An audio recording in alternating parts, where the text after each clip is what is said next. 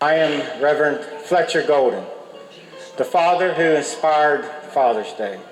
Every year, there's a living history lesson at Central United Methodist Church in the small town of Fairmont, West Virginia.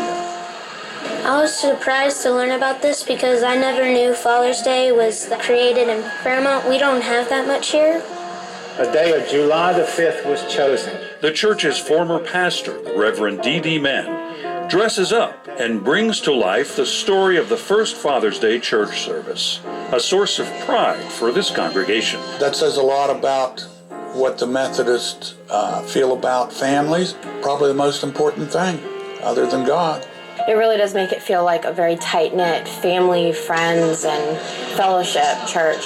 On July 5th, 1908, a service honoring fathers took place at Williams Memorial Methodist Episcopal Church, which later became Central United Methodist. Today, a Father's Day room in the church is filled with artifacts about the big event. The inspiration came from Grace Golden Clayton, the youngest of 11 children born to a Methodist pastor.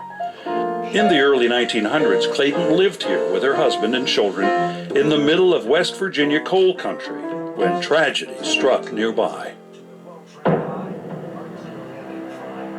On December the 6th, 1907, the deadliest mining accident in history rocked this little town of Monongah, 7 miles from Fairmont, killing more than 360 men.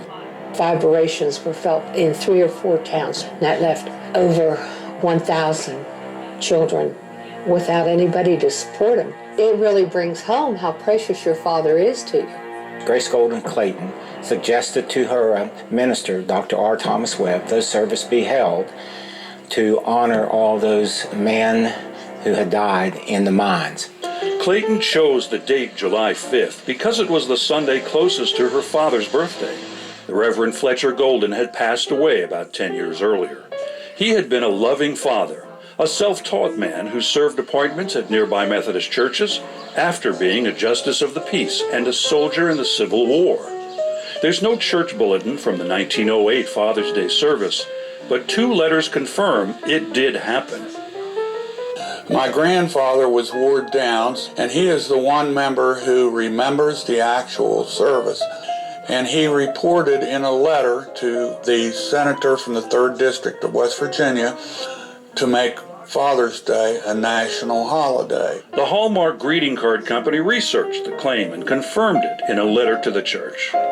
Grace Clayton didn't live to see the results of her work. She died in 1958, 14 years before President Richard Nixon designated a holiday for fathers in the United States. The history of this event is etched into our heritage. This congregation doesn't claim to have popularized the day. That happened because of efforts by Sonora Smart Dodd in Spokane, Washington in 1910.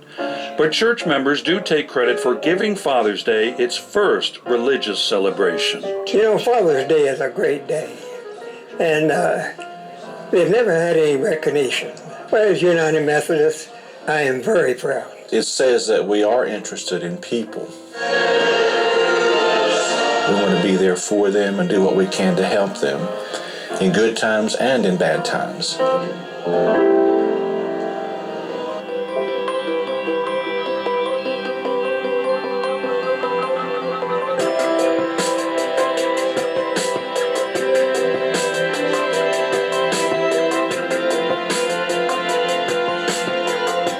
This video was brought to you by the people of the United Methodist Church through World Service donations.